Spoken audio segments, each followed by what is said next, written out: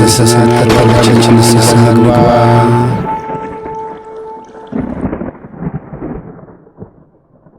ኮርስ ሚሉት እኔ ለቤተ ክርስቲያን ጠላቷ ነው የሚመስለኝ። ይቅርታ አድርጉልኝ።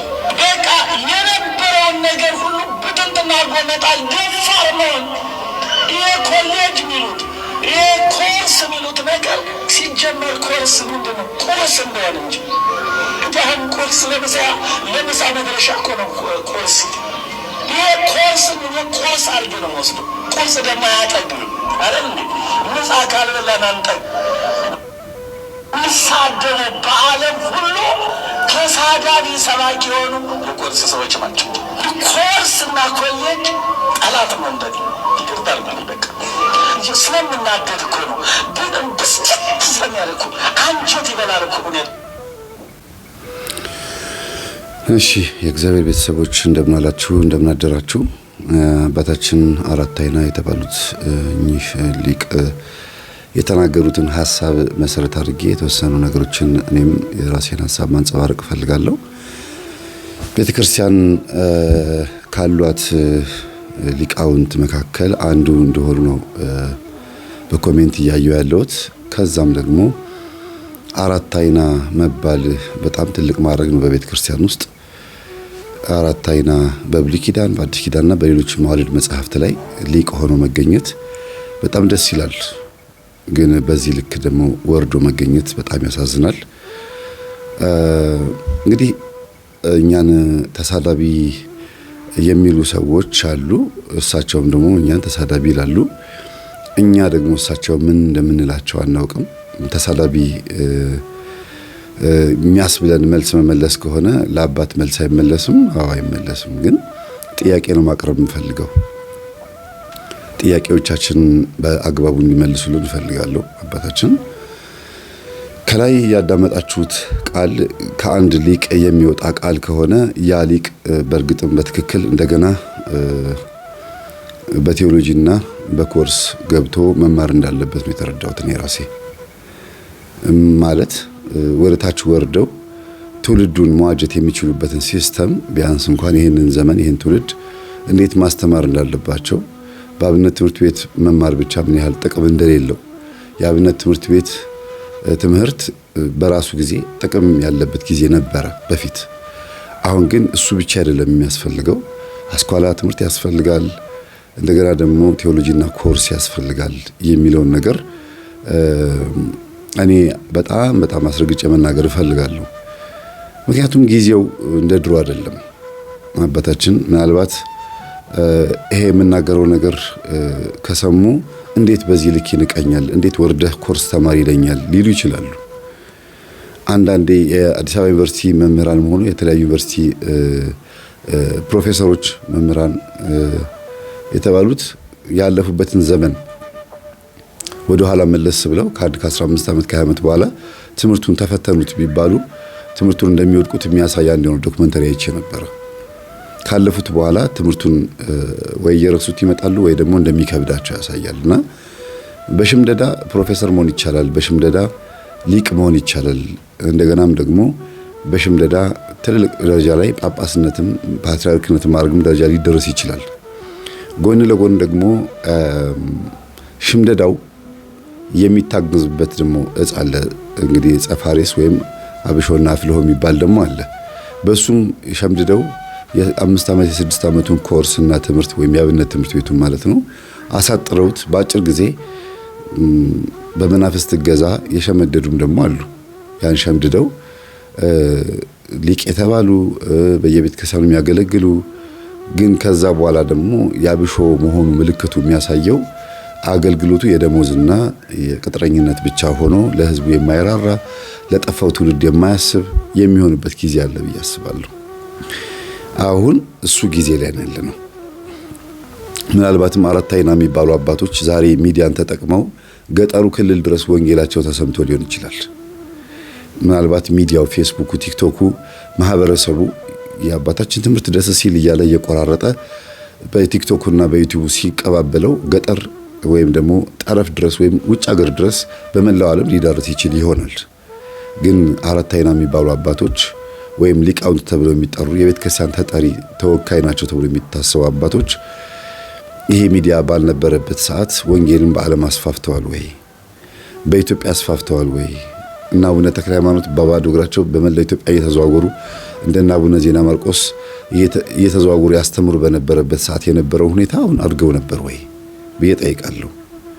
ስለዚህ የቴዎሎጂና የኮርስ ምሩቃን ወይም ደግሞ መምህራን ሁሩ ወምሃሩ ወይም ደግሞ ደቀ መዛሙርት ተብለው ሄዱና አስተምሩ ተብለው ሲሸኙ ገጠሩ ክልል ድረስ እየገቡ ከገጠርም ተወክለው መጥተው ዲያቆናትና ካህናት ከአዲስ አበባም ተምረው ወደ የመላው ዓለም ወንጌል እያስፋፉ ያሉት አራት አይናዎች አይደሉም።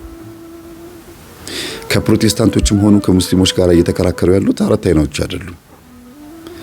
በአሁኑ ሰዓት በኮርስ ተመርቀው የወጡት በአንድም በሌላ መንገድ በውስጣችን መናፍቅ ቢኖርም በአራት አይናዎች ውስጥም ደግሞ ልክ እንደዚሁ ደግሞ ቤተክርስቲያንን ችግር ውስጥ የሚከቱም ደግሞ አሉ። አራት አይና ተብለው አንድ አይን እንኳን በአንድ አይናቸው እንኳን ማየት ያቃታቸው አንዱም አይናቸው እንኳን መስራት ያቃተው አባቶች አሉ። እየተሳደብኩ አይደለም። ከተቻለ አራት አይና ናችሁ ከተባለ በአራቱም አቅጣጫ ማየት የምትችሉ ከሆነ ማለት ነው በአዲስ ኪዳኑም በብሉይ ኪዳኑም በአዋልድ መጽሐፍቶችም እንዲሁም ደግሞ በቅዳሴ መጽሐፍቶች በአጠቃላይ ማየት የምትችሉ ከሆነ እስቲ ጥያቄዎቻችንን መልሱልን። የኛ ጥያቄዎች ምናልባትም እኔ ወክዬ ልናገር እችላለሁ። አትወክልንም ካላችሁኝ የኔ ጥያቄ ነው መምህራን ማለት ነው።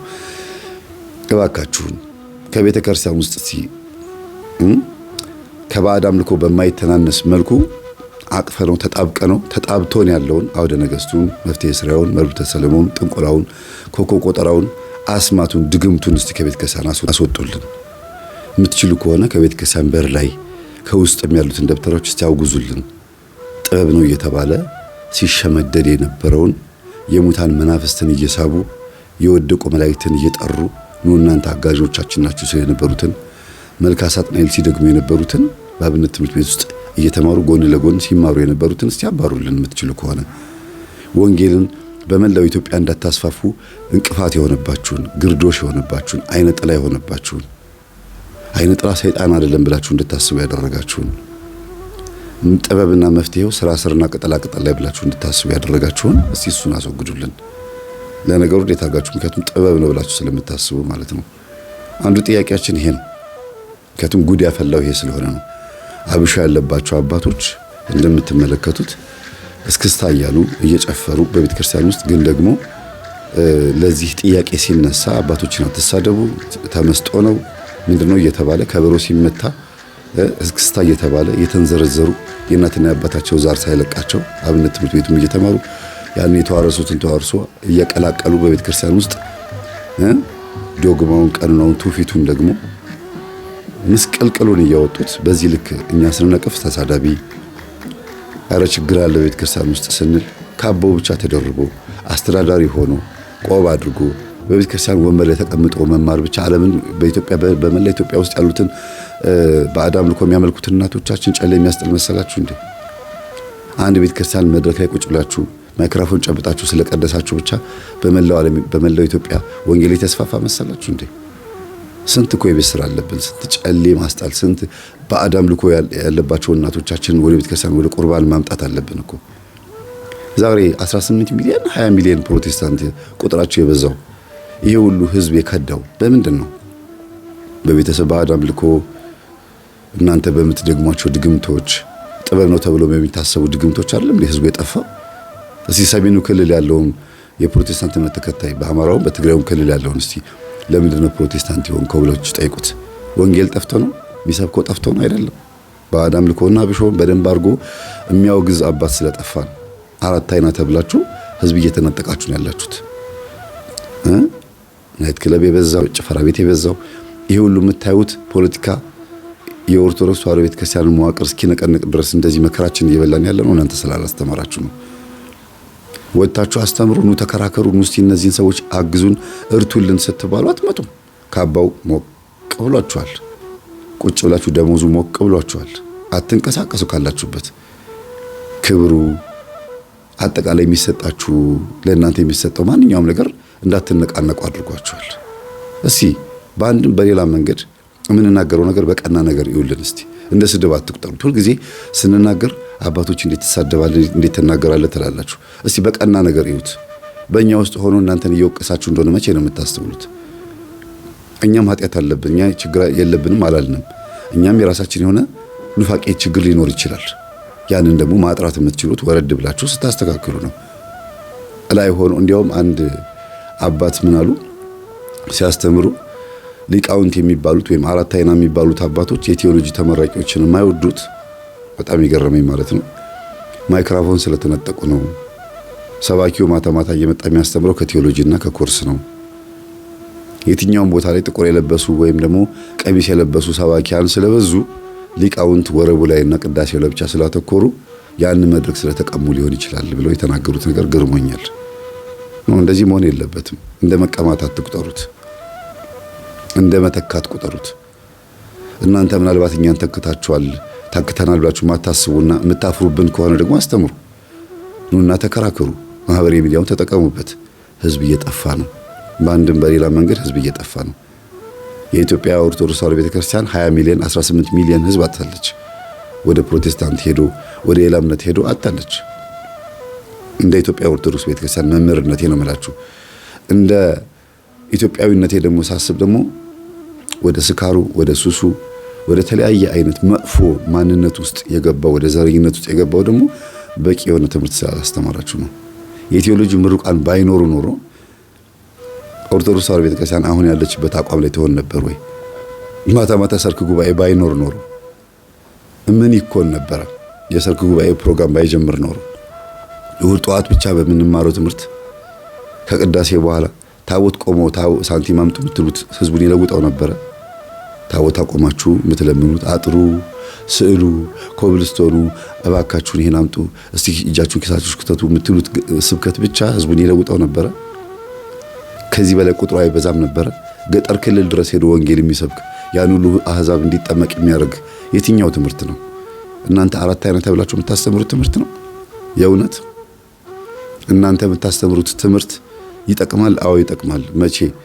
በንስሐ የተመለሰ ሰው መጥቶ ሲማር፣ ከዓለም ጠፍቶ ያለው ህዝብ ሲመጣ፣ ከየጭፈራ ቤቱ ከጠፋበት በአጠቃላይ ህዝብ ጠፍቷል ከተባለበት ቦታ በወንጌል ተሰብስቦ ከመጣ በኋላ እቤት ቁጭ ብሎ ሲማር የምታስተምሩት እናንተ የምታስተምሩት ምናልባትም ደግሞ ተጨማሪ ዕውቀት ሊሆን ይችላል። ለምን? ወጣ ብላችሁ ስላላስተማራችሁ።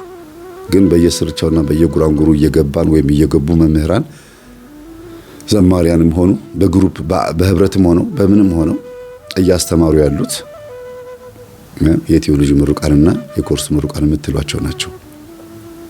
በአንድም በሌላ መንገድ ማታ ማታ ህዝቡ እንዲጽናና የሰርክ ጉባኤ የማታ ትምህርት እንዲጀመር የተደረገውም በዚህ ምክንያት ነው። ጊዜውን ተከትሎ መሄድ ነው እንጂ የሚያስፈልገው የምን መንቀፍ ነው? ለምንድን ነው እንደዚህ አይነት ንግግር ከኛ አባት የወጣው? ስለምናደር ስለምበሳጫሉ። ታዲያ አውደ ምህረት የእርሶ ብስጭት ማራገፊያ ነው? እርሶ የግል ሐሳቦትን አንጸባርቀው አባቶችን ማሰደብ አለበት?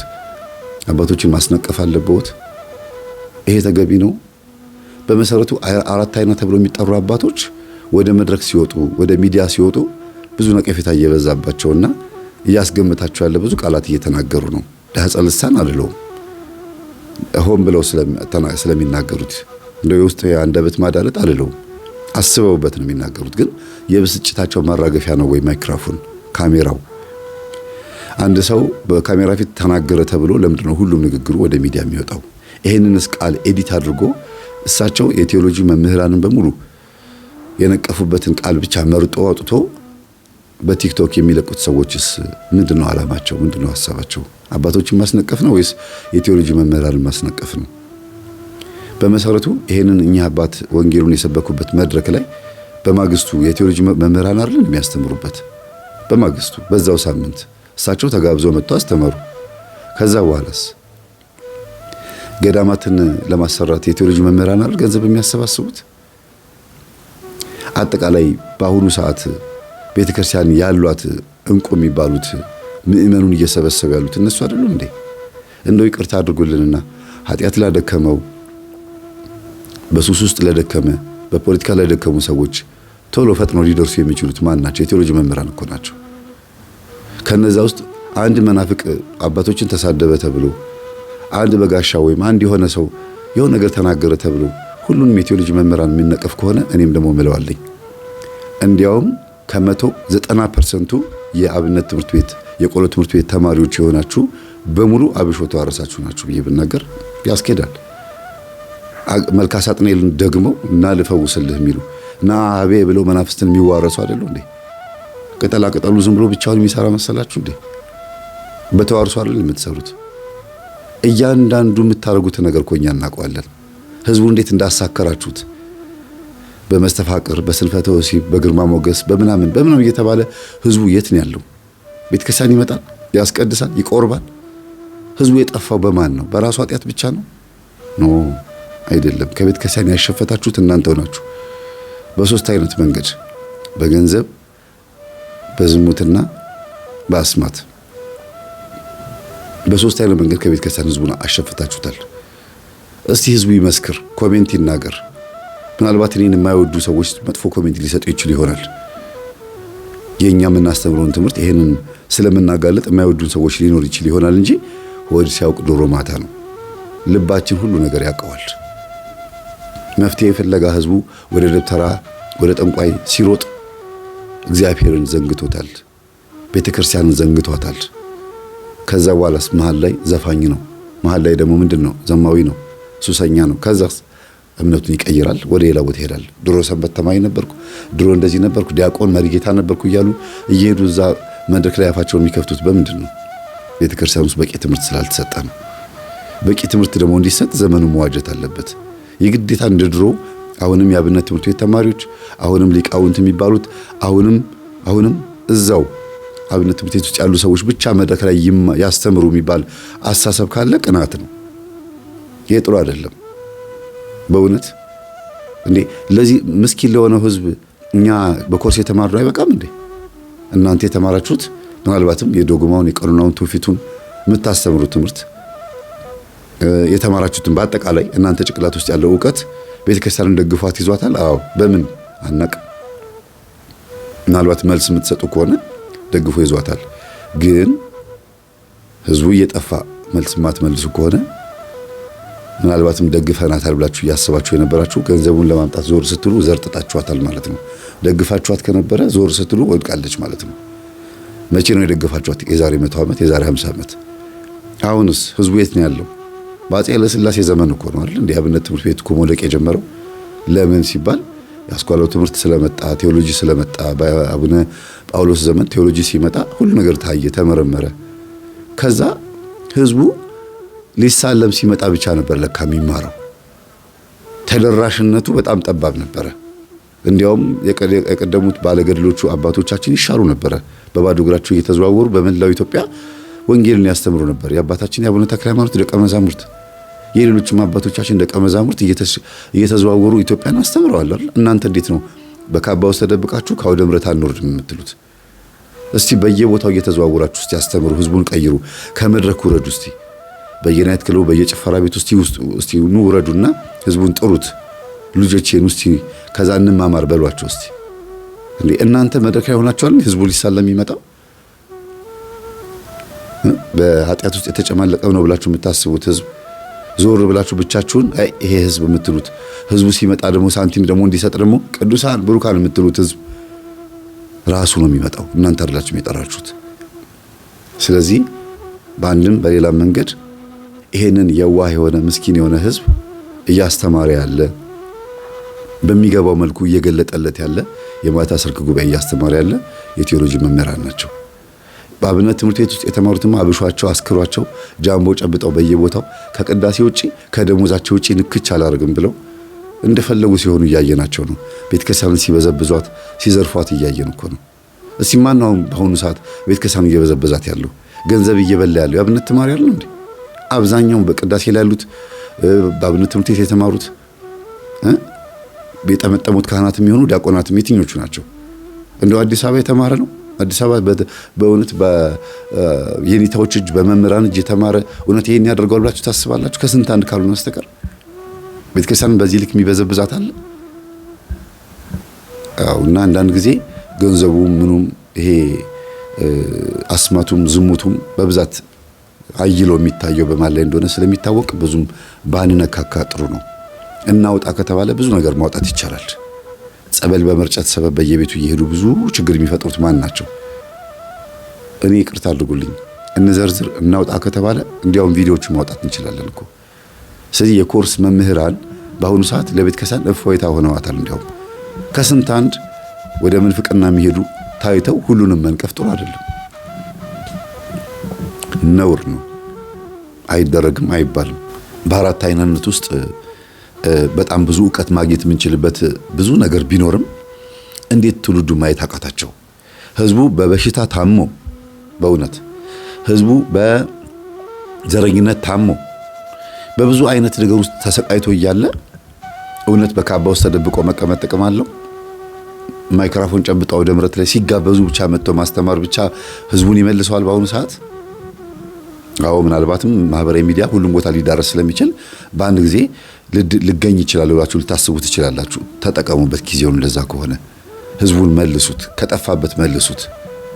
እናንተ የቤተ ክርስቲያኑን ኮብልስቶን ስታስነጥፉ ህዝቡ ደግሞ እየወጣ ነው። እናንተ ስዕሉን ስታሰሩ፣ ግንቡን ስታሰሩ፣ አጠቃላይ ግቢውን ስታሸበርቁና የወር ደሞዛችሁ እንዳይነካ ስትንከባከቡ ህዝቡ እየወጣ ነው። ልክ በአውሮፓውያኖች ላይ ያለው የካቶሊክ አብያተ ክርስቲያናት እንደሆነባቸው ልንሆን ነው። በህንድ ማላንካራ ውስጥ ያለው አሰራር ሊሆን ነው እኛ ጋር። ህዝቡ ወደ ቤተ ክርስቲያን መምጣት ሲገባው፣ ሲመጣ ደግሞ ወንጌል መማር ሲገባው ከስንት አንዴ በአመትም በወርም አንዴ እየመጣ ሚካኤል ነው ማርያም ነች መድኃኔዓለም ነው ብሎ በወር አንዴ ሊሳለም ሲመጣ በዛ ቀን ታቦት ቆሞ ሳንቲም ይለመናል። በዛ ቀን ወንጌል መሰበክ ሲገባው ያውም እየተሞካሸ ቅዱሳን ብሩካን እየተባለ ኃጢአት እያሳከሩ ያለውን ህዝብ ማለት ነው። መጽናናት የሚፈልገውን ህዝብ ጭራሽ ጻድቅ ነህ እያሉት ልቡን አኮፍሰውታል። ስለዚህ በጣም ብዙ ነገሮችን ማንሳት እንችላለን። ይሄንን እንደ አንዱ ሰዱልኝ።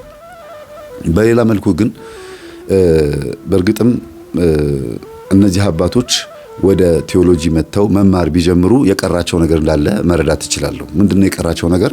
የተማሩት ትምህርት እንዳለ ሆኖ ያን የተማሩትን ትምህርት ለዚህ ትውልድ እንዴት አድርጌ ማቅረብ አለብኝ? መማር ምን ችግር አለው? ሲያስተምሩ ትምህርት ገና ነው አያልቅም፣ ጠቢቡ ሰለሞንም ዕውቀት አያልቅም ብለዋል እያሉ እነሱ መማር ሁልጊዜ መማር ይላሉ። ግን የተጻፈውን ሸምድዶ አንድም እያሉ ስላስተማሩና ስለተማሩ ጨርሰዋል ማለት ካልሆነ እስቲ ቴዎሎጂ ይምጡና ደግሞ ጊዜውን ይዋጁ። ስንት የጠፋ እኮ አለ።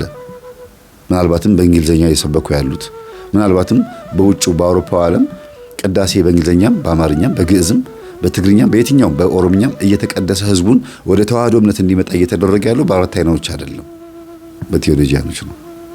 ምክንያቱም አራት አይና የሚባሉ አባቶች ተወስነውና ተገድበው እንዲሁ ቤተክርስቲያን ስትጠፋ እያዩ ነው እንጂ ያሉት እየጠፋች ወይም ደግሞ መዋቅሯ እየተነቀነቀ ያለውን የቤተክርስቲያንን አሰራር ለማዳን ጥረት እያደረጉ አይደለም። በቃ ማይክሮፎን ሲሰጣቸው ብቻ እንደፈለጉ እየተናገሩ ነው ያሉት። እኛንን ያለናት ለቤተክርስቲያን የሊቃውንት ጉባኤ የሚባል ታውቃላችኋለን። በቤተክርስቲያን ውስጥ ስዕላት ሲቀደዱ መልስ አይመልሱም። ሌላ ሚዲያ ላይ ዩቲዩብ ላይ እሸቱ ሚዲያ ላይ ተጠርተው ነው ኮሜዲያን እሸቱ ላይ ተጠርተው ኑ ተብለው ነው የሚመልሱት እንጂ ቤተክርስቲያን የራሱ የሆነ ሊቃውንት ተሰብስበው ስዕላት ሲቀደዱ፣ ቅዱሳን ሲሰደቡ፣ ታቦት አያስፈልግም ብሎ የሚነሱ ጳጳስ ሲነሱ እሳቸውን የሚያወግዝ የለም። የሊቃውንት ጉባኤ የሚባሉት ስማቸው አይታወቅ፣ መልካቸው አይታወቅ። ምዕመኑ መጠየቅ የሚፈልገው ጥያቄ የሚመልስ የለም። በክርስቶስ ጉዳይ ላይ ብዙ መጠየቅ የሚፈልግ ሰው አለ። ምናልባትም እነዚህ አባቶች መልስ ቢመልሱ ህዝቡ ሊመለስ ይችል ነበረ። ማን ናቸው የሊቃውንት ጉባኤ የሚባሉት? የትኞቹ ናቸው? እስቲ ይምጡ ይታዩና ከዛ ህዝቡ ይመልስ። በኮንፊደንስ ፊት ለፊት ይውጡ። እስቲ ትውልዱን በትክክል ጥያቄው መመለስ የሚችሉ ከሆነ የትውልዱ ጥያቄ የሊቃውንት ጉባኤ የሚባለውንና አራት አይና የሚባሉትን አባቶች የሚመጥን ነው ወይ? ወይም ደግሞ ራሳቸው አራት አይና የሚባሉት አባቶች ዕውቀታቸው ይሄን ትውልድ ጥያቄ የሚመጥን ነው ወይ? አዎ ቀላል ጥያቄ የሚጠይቀው ህዝቡ እኮ እዚህ ግባ የማይባል ጥያቄ የሚጠይቀው የሚሉ ከሆነ እስቲ ይምጡ። ለቴሌቪዥን ቻናሉም ጥሩ ነው። እስቲ እዩት። የኦርቶዶክስ ቻናል ሰብስክራይቡን እዩት እስቲ በዩቲዩብ ላይ። ይሄ ሁሉ ሚሊዮን ወደ ስንት ነው? 70 እንግዲህ ምናምን ሚሊዮን ኦርቶዶክስ ነው ያለው። እንደው በትንሹ 20 ሚሊዮን ሰብስክራይበር መኖር የለበትም ነበር ኦርቶዶክስ ቻናል? ያ ሁሉ ሊቃውንት ወንጌል እያፈሰሰ፣ ያ ሁሉ አራት አይና ተብሎ የሚጠሩ አባቶች ወንጌል እያፈሰሱ ለምንድን ነው ህዝቡ ገብቶ ሰብስክራይብ ያላደረገው? እስቲ ይሄን የሚመልስልን ሰው አለ? እስቲ ሰብስክራይብ 400 ምናምን አይደል? 400 ምናምን ሺህ 500 ሺህ ነው 400 ሺህ በጣም ነው ያዘንኩት ሳየው፣ በጣም ውስጤን የተነካው። እንዴት ህዝቡ ገብቶ ማዳመጥ አልቻለም? ምንድነው የሚፈልገው ህዝቡ? እውነት መዝሙር ብቻ ስለሚፈልግ ነው? እውነት እነዚህ የሚያስተምሩት አባቶች የሚያስተምሩት ትምህርት የማይጠቅም ስለሆነ ነው? አይደለም። ህዝቡን ለማምጣት ሲስተሞች ያስፈልጋሉ። ሰብስክራይብ እንዲያደርግ ልቡ ያልፈቀደበት ምክንያት መጠናት አለበት ብዬ አስባለሁ። አባቶች በዚህ ልክ ለምን አልተፈለጉም? የቴዎሎጂ ትምህርት እየተፈለገ የሊቃውንት ትምህርት ለምን አልተፈለገም? እውነት ገድል ስለማይወድ ነው? ስንክሳር ስለማይወድ ድርሳኑን ስለማይወደው ነው? አይደለም። አባቶች የሚያስተምሩ ትምህርት ትውልዱን ስለማይመጥን ነው? አይደለም። ይመጥነዋል ትምህርቱን፣ ግን ትውልዱን እንዲመጠን አድርገው ማቅረብ ስለማይችሉ ነው። በእጃቸው የያዙትን ስልክ አይጠቀሙበትም። እስቲ የግብፅ ኦርቶዶክሶችን ያዋቸው እስቲ የሌሎችን ከኢትዮጵያ ኦርቶዶክስ ተዋሕዶ ቤተክርስቲያን ሊቃውንት ውጭ ያሉትን ካህናትና ዲያቆናትን መምህራኖቻቸውን እስቲ ያዋቸው እንዴት ማህበራዊ ሚዲያ እንደሚጠቀሙ። እኛ ዛሬ ምንድን ነው የምናደርገው? ምን እየቀረጹ ነው የሚለቁት? እስቲ ይዩት። መሪጌታ ገሌ ብላችሁ ግቡ እስቲ ቲክቶክ ላይ፣ ኢንስታግራም ላይ፣ እንደገናም ደግሞ ዩቲዩብ ላይ እስቲ ግቡት። መሪጌታ ገሌ የባህል ሕክምና ብላችሁ ግቡ። ጥንቆላውን አይደል እንዴ ጠምጥመው የሚያመጡት? የባህል ሕክምና ገሌ መፍትሄ አለን ንጉዙ እያሉ አይደል እንዳለ በሙሉ ሊቃውንት የተባሉት በሙሉ ምን ላይ ነው ያሉት? እኛ ሊቅ ነን ብለው የሚያስቡ ሰዎች በሶስት አይነት መንገድ ብያቸዋለሁ። ገንዘቡ ላይ ትኩረት አድርገዋል። ጨራሽ ሆስፒታል ገንቡ እያሉ ነው ያሉት። ጸበል ቦታው ይዘጋና ሆስፒታል ገንቡ እያሉ ነው ያሉት። በመላው ዓለም የግብፅ ኦርቶዶክስ ተዋሕዶ ቤተክርስቲያንን የቅዱስ ሚናስንና የሌሎችንም የሲሃት የግብፅ በረሃ ውስጥ ያሉትን ገዳማትን ጎብኝተው ምን ተምረው ነው የመጡት? የቅዱሳንን ታሪክ አይደለም። ቢዝነስ እንዴት ገዳማቶቹ በቢዝነስ እንዳደጉ ስንት ፋብሪካ እንዳላቸው አይተው ነው የመጡት። በጣም እኮ የሚያሳፍር ነገር ነው። ህዝቡ እየጠፋ ነው። ጭራሽ ገዳማት ስንት ፋብሪካ መኖር አለበት መልማት አለበት የሚለውን ብቻ ነው ይዞ የመጡት። አይታችኋል ዶክመንተሪ በማርቆስ ቅዱሳንና በሌሎች አባቶቻችን ላይ የተደረገው 4 አይና ሊቃውንት ሄደው ጎብኝተው የመጡትን ዶክመንተሪው ሙሉ በሙሉ የቢዝነስ ዶክመንተሪ ነው። ህዝብ ግን እየጠፋ ነው ያለው። ከወደቀበት ተነስቶ ራሱ እንኳን ሲመጣ እንደገና በጠረባ የሚለው አገልጋይ ነው ያለው።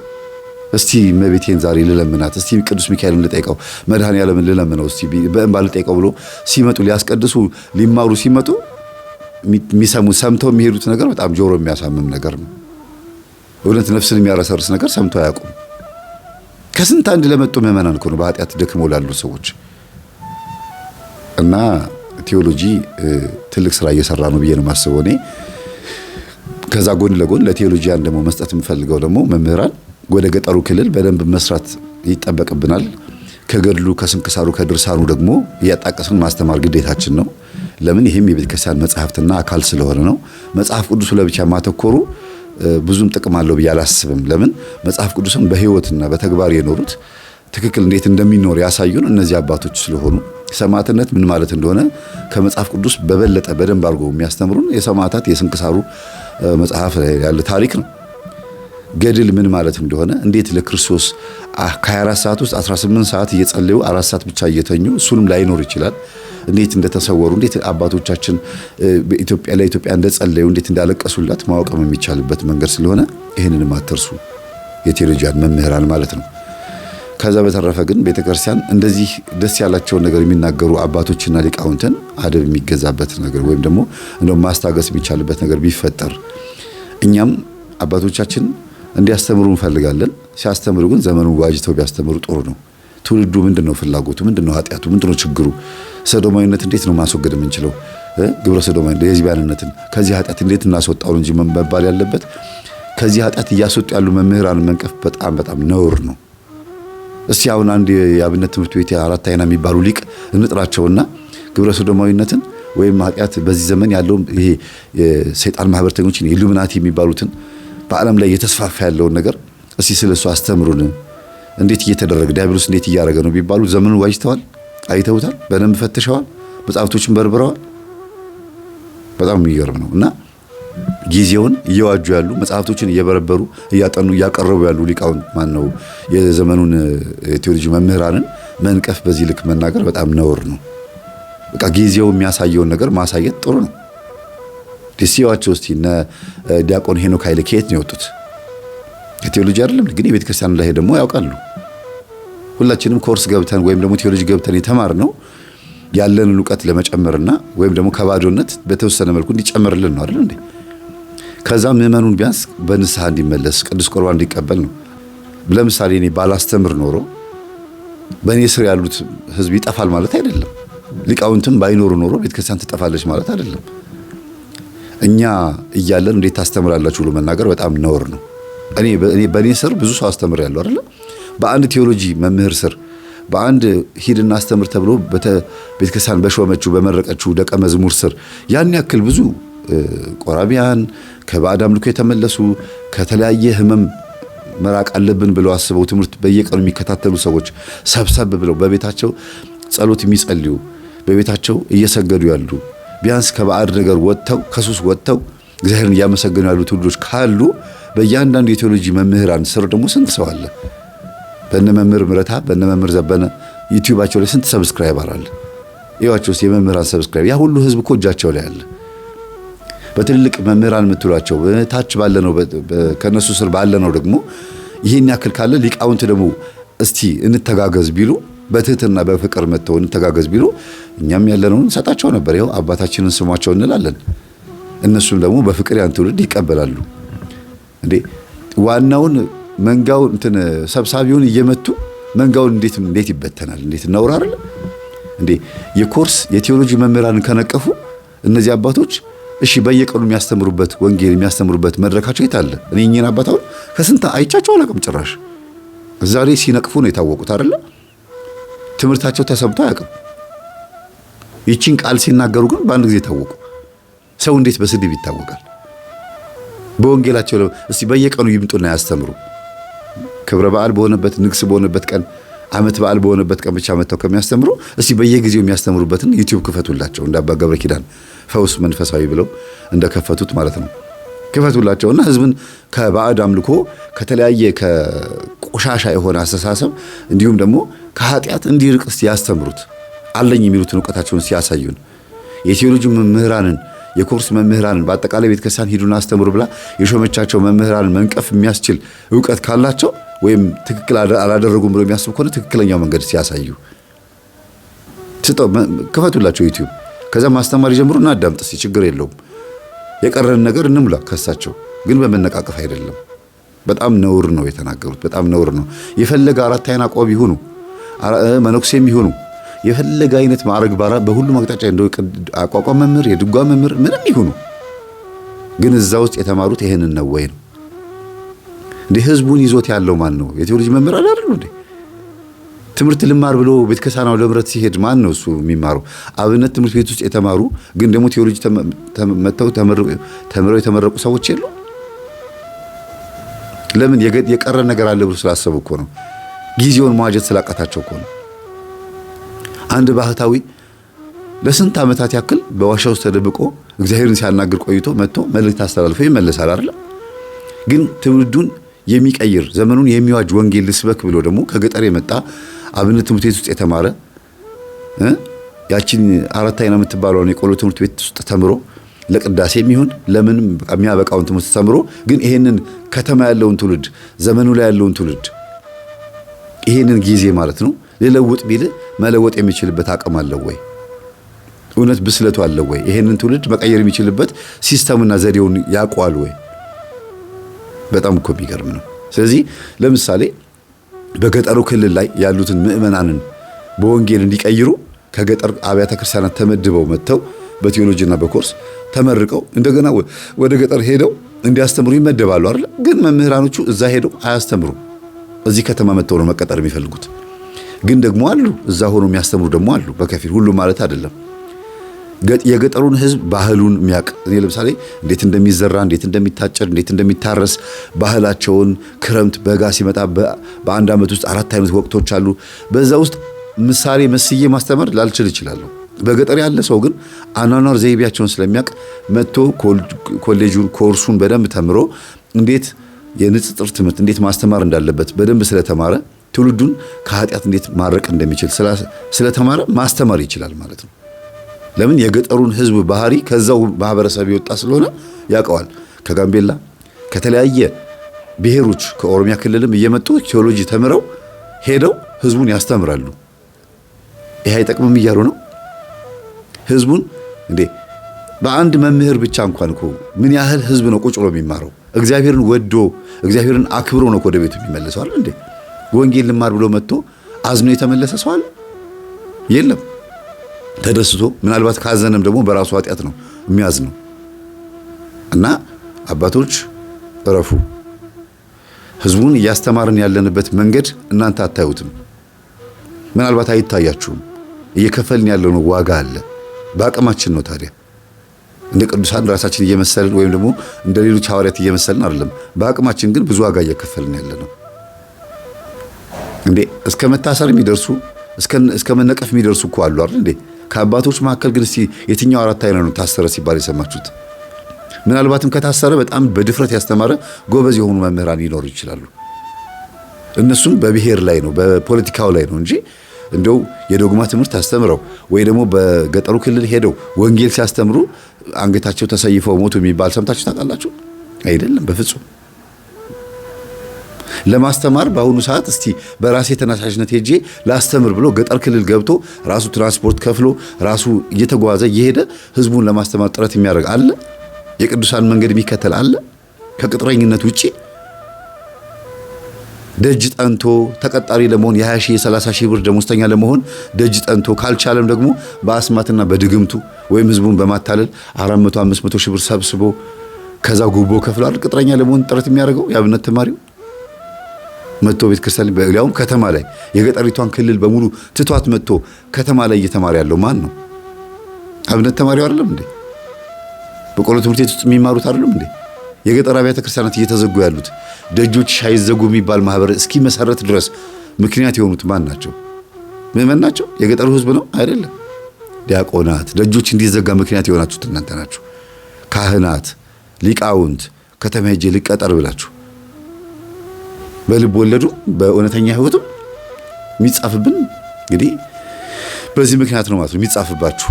የገጠሩ ክልል ላይ ያሉት አብነት ትምህርት ቤት የተማሩት በሙሉ ተምረው ሄዱና ከተማን አገልግሉ የተባሉ እስኪመስል ድረስ የገጠሪቱን ቤተክርስቲያን ትውት አድርገዋት ከተማ ላይ ይመጣሉ። ዲያቆን ሆኖ ካህን ሆኖ ወዛደር አለ፣ ግንበኛ አለ፣ ካህን ሆኖ ዲያቆን ሆኖ የኔ ቢጤ ለማኝ አለ። በየቦታው በየስርቻው ታገኟቸዋላችሁ። ለምንድን ነው እዛ ሆኖ ማገልገል ያልፈለጉት? ከተማ መኖር ስለፈለጉ ብቻ ነው? አይደለም። ቅጥረኛ መሆን ስለፈለጉ ነው። ቅጥረኝነት ደግሞ ገንዘብ በደንብ የሚገኘው ከተማ ላይ ነው። ስለዚህ ቤተክርስቲያን እንድትዘጋ እንዲያው ምክንያት እየሆናችሁ ያላችሁት እናንተ ሳትሆኑ አትቀሩም። በአስማቱም ጥላችሁ በመውጣትም አብነት ትምህርት ቤቱ ራሱ እንዲራቆት ምክንያት የምትሆኑት የድብትርና ስም ራሱ እንዲሰደብ ደብተራ የሚለው ስም እንዲሰደብ ምክንያት የሆናችሁት እናንተ ናችሁ። ደብተራ ማለት እኮ እንዲህ ነው ብላችሁ ትርጉሙን ትናገራላችሁ። ግን ስራው ሲታይ ደግሞ ሲገለጥ ደግሞ የእናንተኑ ማንነት የሚገልጽ ነው የሚሆነው ማለት ነው። የትኛው ማንነታችሁን በድብትርና ውስጥ ያለውን ጥበብ የሚባለው ነገር ትደግፋላችሁ። ህዝቡ ደግሞ ጠቦ ቀረ። በምን? እናንተ በምትደግሙለት ድግምት፣ እናንተ በምታሳዩት ነገር። ስለዚህ ወንጌል ለማስተማር አንደበት ሞልቷል። አዳምጡ በደንብ። ህዝቡ ሊማር ቤተክርስቲያን ይመጣል። ከዛ ሊቃውንት ያስተምራሉ። ግን ወፎች መጥተው ይለቅሙታል። ክርስቶስ እንደተናገረው ገበሬው ዘርን ዘራ ብሎ በመንገድ ዳር ወደቀ የተባለው ምንድን ነው? ክርስቶስ ሲተረጎምልን በመንገድ ዳር ዘሩ ወደቀ፣ ወፎች መጥተው ለቀሙት ይላል። የእግዚአብሔር ቃል ውስጥ እንዳይቀመጥ ያደረገው ማን ነው? ለምንድነው የሰው ልጅ የእግዚአብሔርን ቃል አዳምጦ በተግባር መፈጸም ያቃተው? ምክንያቱ ምንድን ነው? ኃጢአቱ ብቻ በዝቶበት ነው? እውነት ባዕድ አምልኮ ብቻ ስለሚያመልክ ወይም ደግሞ እንደው ስራ በዝቶበት ሐሳበ ብዙ ስለሆነ ነው? አይደለም። ወፍ የተባለው አጋንንት ነው። ያ አጋንንት ሰዎች ወንጌል እንዳያዳምጡ ካደረገ ህዝቡ መጀመሪያ መገላገል ያለበት ከዚህ ነው ማለት ነው። የእግዚአብሔር ቃል በጭንቅላት ውስጥ ገብቶ ዘር ሆኖ ፍሬያማ መሆን ካልቻለ ይሄ ትውልድ መታየት አለበት። ትውልዱ እንዲታይ ደግሞ ምን አይነት አባት ነው የሚያስፈልገው? ምን አይነት ህዝብ ነው የሚያስፈልገው? ምን አይነት ሊቃውንት ነው የሚያስፈልጉት? ዶግማውን በየቀኑ ቢያስተምሩት ምን ጥቅም አለው? ትውፊቱን ቀኖናውን ቢያስተምሩት ምን ጥቅም አለው? ህዝቡ መጀመሪያ ወፉ እየለቀመበት ከሆነ ማስተዋል ካልቻለ በትክክል እናጥምቅ፣ በትክክል ህዝቡን እንፈውስ የሚል አባት እስቲ አምጡ። ያለምንም ተዋርሶ ያለምንም አብሾ ምንም አይነት ተዋርሶ የሌለበት እስቲ ከአራት አይና ውስጥ ወይም ደግሞ እንደው ቤተክርስቲያን ውስጥ ኖረው ረጅም ዓመት ቤተክርስቲያን ውስጥ ኖረው እንደው ከስንት አንድ ነው የሚገኘው። ሊያውም እነሱ እንደው እግዚአብሔር የሚፈሩ ከሆነ ከገጠሩ ነው ማለት እንግዲህ ከአብነት ትምህርት ቤቱ ከተማም ሆኖ ደግሞ እናትና አባቱ ሂድና ሲተማር ብለውት ከድቁና ወደ ቅስና ቀስ እያለ የመጣ የዘመናዊ ቄስ ማለት በሰንበት ትምህርት ቤት ውስጥ ያደገ ቄስ ካልሆነ በስተቀር ያለ ተዋርሶ ያለ አብሾ ያችን ትምህርት የተማረ ሰው ያለ አይመስለኝም። ስለዚህ ይሄ ምን ማለት ነው? ህዝቡ ሲማር ለውጥ እንዳያመጣ የሚያደርገው ምናልባት መምህራን አንደበት ላይ ያለው ወይም ደግሞ በውስጥ ያለውስ ቢሆን የሚከላከለው ህዝብ ወደ እግዚአብሔር መምጣት አለበት። አዎ አለበት። ለምን? እግዚአብሔር ቤቱን ከፍቶ ኑ ብሉ ጠጡ ሊያዘጋጀው መብልና መጠጥ ስላለ። ይሄ ደግሞ የህይወት ምግብ ነው አይደለም? የህይወት ምግብ እንዴ በጣም እኮ የሚገርም ነው። የህይወት ምግብ የተባለውን ቅዱስ ቁርባን እንዳይወስድ እንኳን ስንት አይነት ነገር ነው ያለው። ስንት አይነት ማስፈራሪያ ነው ያለው። መጥቶ ከክርስቶስ ጋርና ደም ጋር እንዲጣበቅ ፍቅር የሆነ ስብከት መሰበክ ሲገባው ስጋው ደግሞ እንዳይቀበል ከሚከላከሉ ነገሮች ውስጥ አንዱ የሊቃውንት ትምህርት ነው። ህዝቡ ብቻ አይደለም፣ በኃጢአቱ እየራቀ ብቻ አይደለም፣ መስተካከል የሚገባቸው ትምህርቶች ሁሉ አሉ። ስለ ቅዱስ ቁርባን ያላቸው አመለካከት በእድሜ ገድበውታል። አይ በዚህ እድሜሽስ መቀበል የለብሽም ብለው በእድሜ ገድበውታል። እኛ ተቀበሉ ስንል አባቶች ደግሞ አይ በዚህ እድሜ መቀበል የለባትም ይላሉ። በዚህ ማንነትሽ መቀበል የለብሽም ነው እንጂ የሚባለው በዚህ እድሜሽ መቀበል የለብሽም አይባልም። አባቴ መቀበል እፈልጋለሁ መቁረብ እፈልጋለሁ ስል እስቲ ፍቅረኛሽን እጮኛሽን አምጪ፣ ከዛ ስታመጣው ሌላ ችግር ውስጥ ትገባለች። የሌላትን ጓደኛ ይዘሽ ነይና እንዴ ብቻዬን መቀበል ለምፈልገው አባቴ ቅዱስ ቁርባን ብቻዬን መቀበል ለምፈልገው ክርስቶስን መቀበል እፈልጋለሁ፣ ከክርስቶስ ጋር መኖር እፈልጋለሁ፣ ማጣጣም እፈልጋለሁ እያለች ፍቅረኛ ይዘሽ ነይ፣ ጓደኛ ይዘሽ ነይ። አይ ጓደኛ ከያዝሽ በኋላ ካገባሽ በኋላ ነው የሚሆነው ስጋው ደግሞ ብለው የግል ሐሳባቸውን በልምድ የመጣውን ማለት ነው የትም ቦታ ያልተጻፈውን ነገር እና ትውልዱ ምን ያርግ? በቃ ብቻውን ቅዱስ ቁርባን መቀበል አልፈለገም። ከፍቅረኛ ጋር ሆኖ ደግሞ ሊቀበሉ ሲሉ መዝሙት ይወድቃሉ። በግድ ጓደኛ አምጪ ብለዋት በግድ ጓደኛ ስታመጣ ድንግልናዋን ታጣለች፣ ድንግልናውን ያጣል፣ በዝሙት ይወድቃሉ። ከዛ በየቀኑ ንስሐ መግባት ነው። ብቻዋን ሄዳ ቅዱስ ቁርባን ልትቀበል ያለችዋን ልጅ በግድ ጓደኛ እንድትይዝ ያደርጓታል። ብቻዋን ክርስቶስን ማጣጣም የምትፈልገው ልጅ ስንት ጉርጎ ነው የምንሰማው እኮ በጣም ብዙ ነገር ነው እኮ እና የተበለሻሹ የተሳሳቱ ነገር እንዲያውም ከሰባቱ ሚስጥራተ ቤተክርስቲያን አንዱ የሆነው ሚስጥረ ክህነት መሰጠት ያለበት ይመስለኛል በሰፊው። ለዚያው ካህን፣ ዲያቆን፣ መነኩሴ የአገልግሎት ድርሻው ምን ይመስላል? አገልጋይነት ምን ማለት ነው? መንፈሳዊ አገልጋይ ተግባራዊ ክርስትና ለምእመኑ ሳይሆን እንዲያውም ለአገልጋይ መሰጠት አለበት ብዬ አስባለሁ። እንደ አገልጋይ ቤተክርስቲያን ያረከሳት የለም። እንደ አገልጋይ ተዋህዶን ያሰደበ የለም። ለዚያውም የአብነት ትምህርት ቤት ውስጥ የተማሩ መምህራን በአሁኑ ሰዓት እጅግ በጣም ብዙ ችግር እየፈጠሩ ያሉት እየቀረጹ ቢለቁትን ነገር ተመልከቱ። ቤተ መቅደስ ውስጥ ምን እየቀረጹ እንደሚለቁ በጣም እኮ የሚያሳፍር ነገር ነው የምታዩት እኮ እንዴ። በቃ በትክክል እግዚአብሔርን ማዋረድና ሰይጣንን ማስተዋወቅ ነው የያዙት እኮ። ስለዚህ እውነት ትምህርት መሰጠት አለበት። ሽምደዳው ብቻ ጥቅም የለውም። መልካ ሚካኤል፣ መልካ ገብርኤል፣ መልካ ኢየሱስ፣ መልካ ማርያም፣ የዘወትር ጸሎት እነዚህ ተሸምድደው ብቻ ከሆነ ዲቁና መቀበል እንደሱ ከሆነ በጣም ብዙ ዲያቆናትን ማፍራት ይቻል ነበረ። ግን ዲቁንና እንደዚህ መሸምደድ ብቻ አይደለም መሆን ያለበት፣ ለመመረጥ ነው። እንዲሁም ደግሞ ለመቀደስ ለመባረክ እንደ ሰማዕቱ ቅዱስ እስጢፋኖስ ነው ዲያቆን መሆን ያለባቸው ብዬ አስባለሁ። ሰማዕትነት ከመጣ ህዝቡን ለሰማዕትነትን ለማብቃትም ጭምር ማለት ነው። ሰማዕትነትን በደንብ አድርጎ ለማስተዋወቅም ጭምር ምሳሌ የሚሆኑ ዲያቆናት መኖር አለባቸው ብዬ አስባለሁ። ደሞዝ አይነካብኝ ብቻ ነው የሚሉት። አሁን ምንም በሽታ ይምጣ ምንም ወረርሽኝ ይምጣ ቅዳሴውም ይስተጓጎል ችግር የለም፣ ደሞዜ ግን አይነካ በፍጹም። ኮሮና የመጣ ጊዜ ቤተ መቅደስ ተዘግቶ ማቁረብ በማንኪያ ኮሮና ያስተላልፋል ተብሎ ህዝቡ ከቁርባን ሲርቅ ደሞዛችን እንዳይነካብን ብሎ ቤተ ክህነት ሰላማዊ ሰልፍ እስከ መውጣት ድረስ ደርሷል አይደል? ስለዚህ ምንድነው በቃ በአንድም በሌላ መንገድ ቤተ ክርስቲያን ውስጥ ያለውን ነገር ማስተካከል አለብን። ወደ ህዝብ የሚወጣ ትምህርትና የማይወጣ ትምህርት ለዩ። ምእመኑ መስማት ያለበትና መስማት የሌለበትን ነገር እወቁ። አለበዚያ ብዙ ነገር ዝርግፍ ብሎ ከወጣ ብዙ ትጓረዳላችሁ። ስትለማመዱት የነበረው አጋንንታዊ ልምምድ ጉድ እያፈላ ነው፣ ጉድ እያመጣ ነው። የአብነት ትምህርት ቤቱን ብቻ ለሚያሳድበው ቤተክርስቲያናችንን ጭምር አባቶችንም ጭምር ነው እያሳደበ ያለው። ደረጃ ሆነው የአጋንንት መጠበቂያ የሚያደርጉ አሉ አይደል እንዴ? ተናገሩ ከተባለ በቆሞስነት ደረጃ ሆነው ራሄሎን የተዋረሱ አባቶች አሉ አይደል እንዴ? ተናገር ካላችሁን ራሄሎ የምትባል ዛር እንግዲህ ማግባት ስለማይፈቀድ በቆሞስነት በምንኩስና ውስጥ ማግባት ስለማይፈቀድ ራሄሎ የምትባለውን ሴጣን ተዋርሰው እንደሚስት የተጠቀሙ አባቶች እኮ አሉ። ተናገሩ ከተባለ እንግዲህ ስም ማንሳት ነው የቀረን አይደል? ስም መጥቀስ እኮ ነው የቀረን እንዴ። ግርማ ሞገስ ተዋርሰው ከሰው ሩምታ ድንጋይ እንዳይወረወርብኝ ህዝብ እንዳይቃወመኝ ተብሎ ህዝብን ጭጭ ለማድረግ የሚዋረሱ ተዋርሰዋል አይደል እንዴ? በጣም እኮ በደብተራ የሚጠበቁ እኮ አሉ። ራሳቸውን የሚጠብቁ አሉ። በዚህ በአጋንንት አሰራር በስራ ስር በቅጠላ ቅጠል ማለት ነው። ማን ናቸው ሲባል እንግዲህ እነዚህ ሰዎች ወንበር ፍለጋ ነው የመጡት። የቅዱሳን አባቶቻችንን የቀደሙትን አባቶች የጳጳሳትን በስንክሳር ላይ ያሉትን ወርሃዊና ዓመታዊ በዓላቸው የሚከበሩትን አባቶች መምሰል ያቃታቸው ወንበሯን ብቻ የፈለጉት ያውም በምርጫ ምረጡኝ በማለት የተሾሙት ናቸው እንግዲህ ችግር ውስጥ እየገቡ ያሉት። ስለዚህ እግዚአብሔር ይቅር ይበለን፣ እግዚአብሔር ይማረን። አንዲት ቃል በመናገራችሁ ነደደኝ እኮ ተናድጄ እኮ ነው እንደዚህ የምናገረው አላል። እኛ አባት እርሶ በመናደዶት የሁሉ ሰው ተናገረ። እቺን ቃላቱ ቢይዟት የኮርስ መምህራንን ባይነቅፉ የቴዎሎጂ መምህራንን ባይነቅፉ ይሁሉ ባልወጣ ነበረ። ከዚህም በላይ መውጣት ይቻላል። ብዙ ነገሮችን ማጋለጥ ይቻላል። በዝሙት የወደቁ በቤተ ክርስቲያን ጓሮ በየመቃብር ቦታው ላይ ስንቶቹን እናቶቻችንን ችግር ውስጥ የከተቱ ስንቶቹን አባቶች ማጋለጥ ይቻላል። በዝሙቱ በገንዘቡና በአስማቱ ትውልዱን ገደል የከተታችሁት ምናልባትም ሊቃውንት ናችሁ እየባልናገርም በአብነት ትምህርት ቤት ውስጥ ግን በጣም ብዙ ችግር አለ። አዎ የቤተ ክርስቲያን የጀርባ አጥንት ነበር። አዎ አሁን ግን የጀርባ ቅማል ሆኖባታል።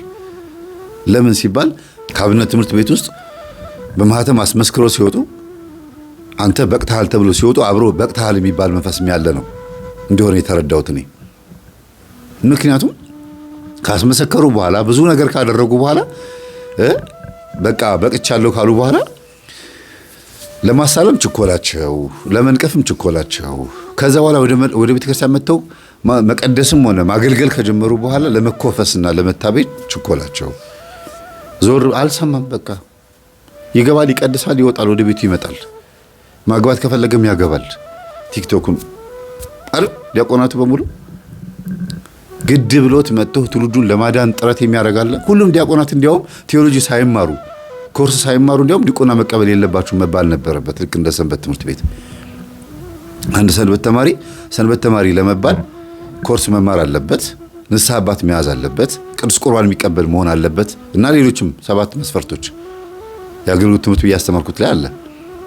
እነዚህ መሆን አለባቸው እንደተባለ ሁሉ አንድ ዲያቆን ደግሞ ዲቁናውን ተምሮ እንደጨረሰ ወደ አገልግሎት የሚገባውና አጠቃላይ ዲያቆን የሚባለው ማህተም መታወቂያ እንዲሰጠው ኮርስ ተማር 3 ዓመት የሚሆን ምንም ይሁን ብቻ ኮርስ ተማር።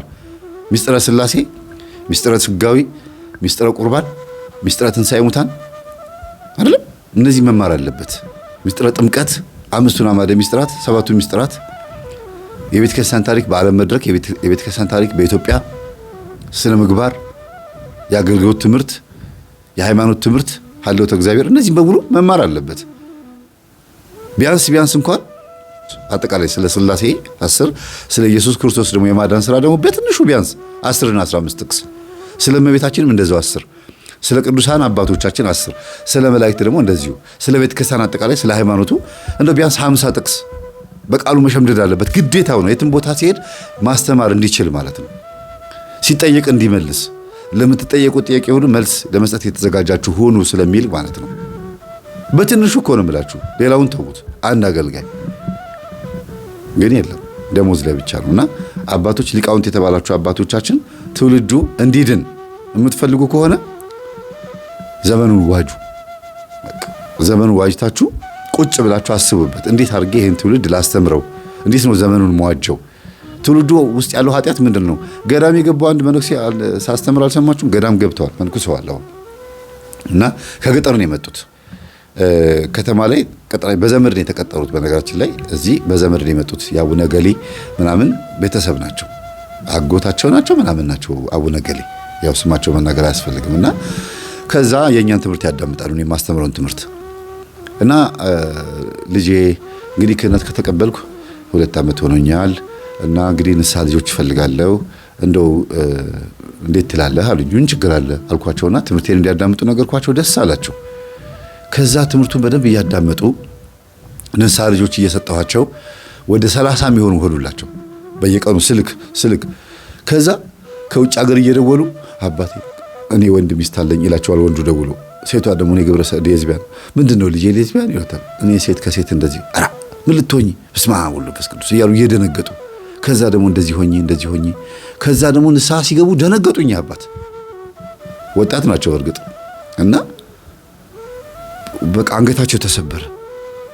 ለ3 ሳምንት ያክል ከቤት ሳይወጡ አለቀሱ። አረ ከተማው ተበላሽቷል መምህር አሉኝ። ምን አልኳቸው? እንዲህ ያለ ነገር ይሄ ነው የምታስተምረው አሉኝ። አባቴ ከዚህ ነገር እኮ ነው እንዲወጡ ማርጋቸው። ከዚህ ሁሉ ኃጢአት የምታወጣቸው አሉኝ።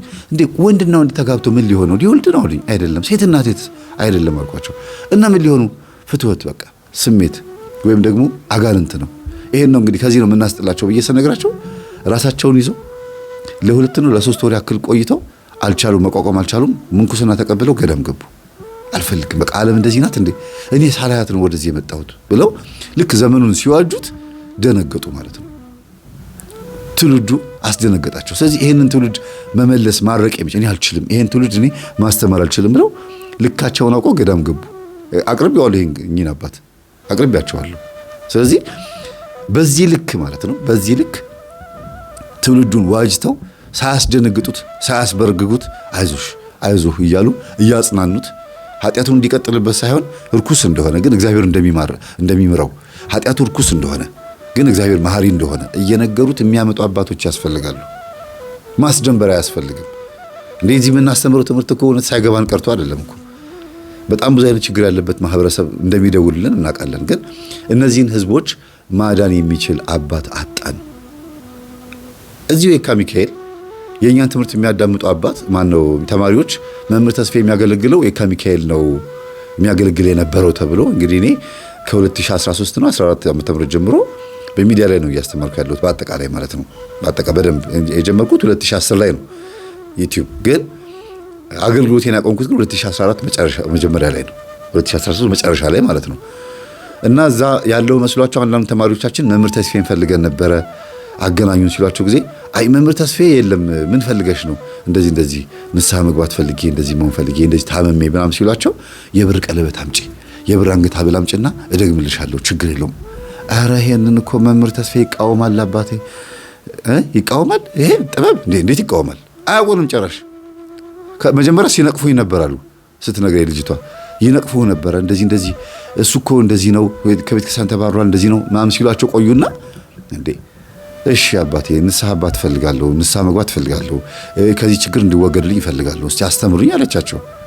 በየብር ቀለበት የብር ሐብል አምጪ ከዛ በዛሬ ደግምልሻለሁ ወዲያው ቀጥም ይልልሽ ባልሽንም አምጪ እኔ ደግምለታለሁ እቤት መጥቻ አጠምቀዋለሁ ምናምን ብለው ሌላ ድግምት ውስጥ ገቡ። አለው መፍትሄ አለው ስራ ያለው ብለው ታዲያ እነዚህ ናቸው የኛን ትምህርት የሚነቅፉት። ህዝቡ መፍትሄ ይፈልጋለሁ ብሎ ቤተክርስቲያን ሲሄድ ጸበል ሂድ ጾም ጸልይ ስገድ ተጠመቅ ከማለት ይልቅ ና እኔ ጋር ሌሊት መጥቻ አጠምቀሃለሁ አባገሌ ጋር ወስደሃለሁ ጥበብ አለችኝ እያሉ ከሚያስተምሩ አባቶች ጋር ነው ታዲያ እየተጨቃጨቅን ያለ ነው። ከማን ጋር ነው የምንጨቃጨቅ ያለ ነው? ንትርካችን ግብግባችን ከማን ጋር ነው? ሰንበት ተማሪው ዲያቆኑም ሰባኪውም ትምህርቶቻችንን ሳያዳምጡ መንቀፍ የሚቀናቸው ከሆነ እነሱም ተይዘዋል ማለት ነው። ስለዚህ በተቻለ መጠን ማለት ነው በአንድም በሌላ መንገድ በተቻለ መጠን ማድረግ ያለብን ምንድነው ቤተሰቦቼ መደጋገፍና ተሰብስቦ መወያየት። እንዴት አድርገን ህዝቡን ካለበት ችግር እናላቀው? ማን አገልጋዮች ለብቻችን በርዘግተን መሞላለጭ መሰዳደብም ካለብን ተሰዳድበን መስተካከል ያለበት ነገር መስተካከል አለበት እንጂ ሁሉ ነገር ሚዲያ ላይ ይወጣል። ሁሉ ነገር አይዘረገፍም። እንዲያውም እኛ አባት ምን አሉ? እንደ ሁሉ ነገር ሚዲያ ላይ አውጥቶ መናገር። ራሳቸው እኮ ሚዲያ ላይ አውጥቶ እየተናገሩ ነው። የተሰማቸውን በሙሉ ሚዲያ ላይ የሚናገሩ ከሆነ ታዲያ እሳቸው ከቴዎሎጂ ምሁራን በምን ተሻሉ? አልሰማችኋቸውም ሲናገሩ? እንደው ሁሉን ነገር አውጥቶ መናገር ራሳቸው የተናገሩት። ስለዚህ ራሳቸውም ደግሞ ያን የተናገሩት ነገር ደገሙት ማለት ነው። የነቀፉበትን ነገር ደገሙት ማለት ነውና ልፈወስ ልጠመቅ ብሎ ሲሄድ ተጠምቆ ሲወጣ አባቴ እንደዚህ አይነት ችግር አለብኝ ወይ ስትጮህ ካዩት ችግር የለውም ደውይልኝ ስልክ ይሉና ይቀባበሉና እዛ ጋር ጸበል ያስጮኸው የማን ጸበል ነው? የሚካኤል ጸበል ነው። ሚካኤል ያስጮኸውን ሚካኤል ያጋለጠውን መንፈስ እንዳይወጣ ያደርጉታል። በጣም እኮ የሚገርም ነው። እዛው የሚያጠምቁት አባቶች እኮ ናቸው። ችግር የለውም ቤት መጥቻ አጠምቅሻለሁ በቃ ቢዚ አትምጪ ችግር የለውም ብሎ በዚህ ልክ ትውልዱን ከቤተ ክርስቲያን የሚያርቁ አባቶች አይ ይሄ እኮ ጸበል ብቻ አይደለም ልጄ፣ ቆይ አታውቂውም ነው ይሄንን እኔ በማውቀው ችግር የለውም። አንድ አባት አሉ 10 ሺህ ብር ብቻ አዘጋጅ፣ እንደ 50 ሺህ ብር 100 ሺህ ብር ብቻ አዘጋጅ፣ ችግር የለውም የምትፈልገው ነገር ይፈጸምልሃል። በጸበል የተያዘው በጸበል ሊያዝ የሚችለው መንፈስ፣ በጸበል ሊገላገል የሚችለውን ችግርና የመንፈስ ጭንቀት፣ በአጠቃላይ አእምሮ ጭንቀት የተባለውን በሙሉ እዚህ ጋር ደግሞ በሌላ ማህተም በሌላ ችግር ውስጥ ይከቱታል። ይሄ ማን ችግር ነው? ስለዚህ ቤተክርስቲያን መስተካከል አለባት። አዎ እንዴት መስተካከል አለባት? ሰብሰብ ብለን እኛም ልጆች ከሆንን አዎ ልጆች ነን። ልጆች አይደላችሁ ማስተምሩ መምህራን ናችሁ ካላችሁ እናስተምራለን። አይ ልጆች ናችሁ ይሄ ችግር አለባችሁ ምትሉ ከሆነ ሰብስቡን። በሚዲያ ሁሉ ነገር እንዴ ስብሰባ በሚዲያ ይሆን እንዴ? እንዴት በሚዲያ ነው ሁሉ ነገር በሚዲያ እንዴት ይነገራል? ይኸው ስትመጡ በሚዲያ መጣን እንጂ እንደው ተጠራርቶ እስቲ መምህር ገሌ ብላችሁ ልክ ለእንትን እንደምትጠሩን ለሆነ ሰርግና ለሆነ ድግስ ለትልቅ ነገር እንደምትጠራሩት ሁሉ እስቲ ቢያንስ ለመተራረም እንኳን እንጠራራ። እስቲ ችግሩን ለማስወገድም እንጠራራ። ግድ የላችሁ። ስለዚህ ምንድነው ምን ያለበት ፈስ ያለበት ዝላይ አይችልም እንደሚባለው ወደ ጸበል መታችሁ የማታውቁበት ምክንያት ምን እንደሆነ ስለሚታወቅ የተዋረሳችሁት ነገር እንዳይጮህ ወይም ደግሞ የተዋረሳችሁት ነገር እንዳይጋለጥ ምን አስተምረው ትምህርት ለማስቆም የምትሞክሩ መምህራን በአጠቃላይ ችግሩ ይሄ ነው። እኛ አባት ይኸው የኮርስ መምህራን እየነቀፉ ያሉት የማይክሮፎን የመቀማት መድረክ የመቀማት አውደ ምሕረት አትሮንስ የመቀማት ያክል ቆጥረውት ነው የቴዎሎጂ መምህራንና ኮርስ መምህራን እየነቀፉ ያሉት። ከቻላችሁ ግን መጀመሪያ አብነት ትምህርት ቤት ውስጥ ያለውን ተዋርሶ አስወግዱልን። መጀመሪያ ከዛ ተመርቆ የሚመጡትን ደጅ ለመጥራት እየመጡ ደጅ ለመቀጠር ችግር እኔ በደንብ ማቃቸው በጣም ብዙ አባቶች አሉ። በጣም እያለቀሱ የሚነግሩኝ ልጄ እኛን አባት አያቸው ይሉኛል። አዎ እኛ አባት የተቀጠሩት የዛሬ ስንት ዓመት ደጅ ጠንተው ነው። እንዴት እንደገቡ ብነግርህ ታለቅሳለህ ነው የሚሉት።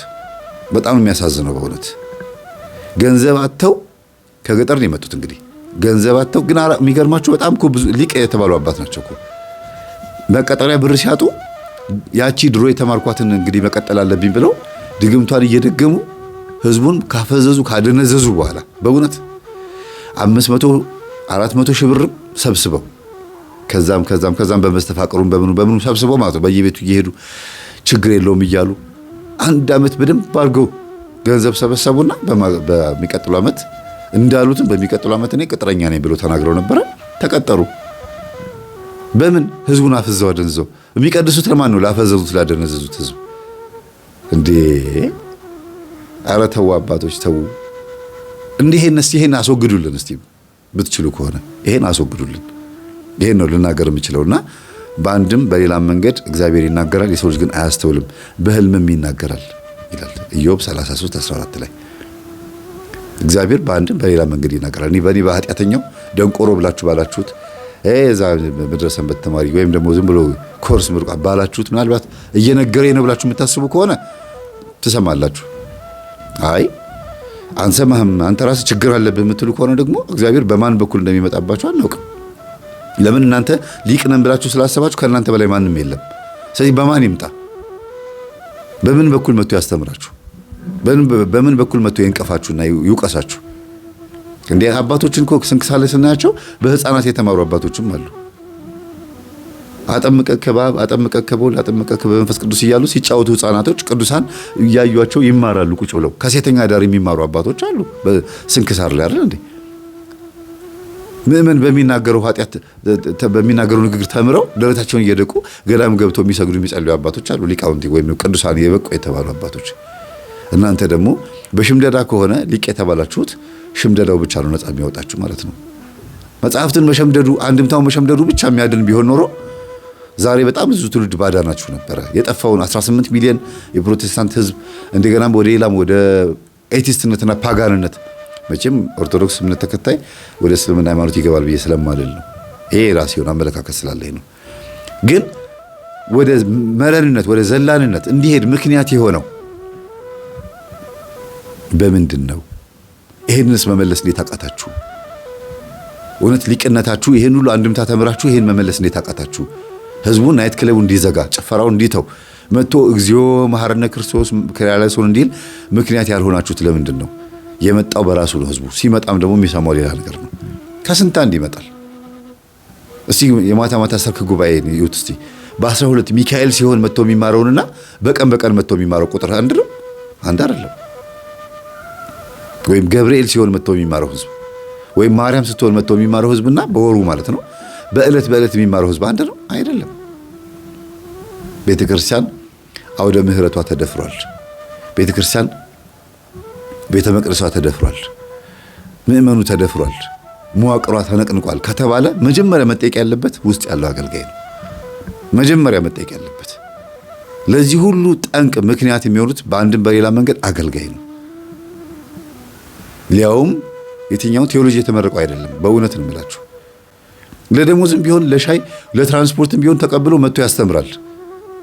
መምህራን ማለት ነው። ግን በአሁኑ ሰዓት በጣም ትልቅ ችግር ያለው ከአብነት ትምህርት ቤት ተመርቀውና ከዛ ወረቀት ይዘው መጥተው ተመርቀው ወይም ደግሞ ተቀጥረው ያሉት ናቸው አብዛኞቹ ችግር እየፈጠሩ ያሉት።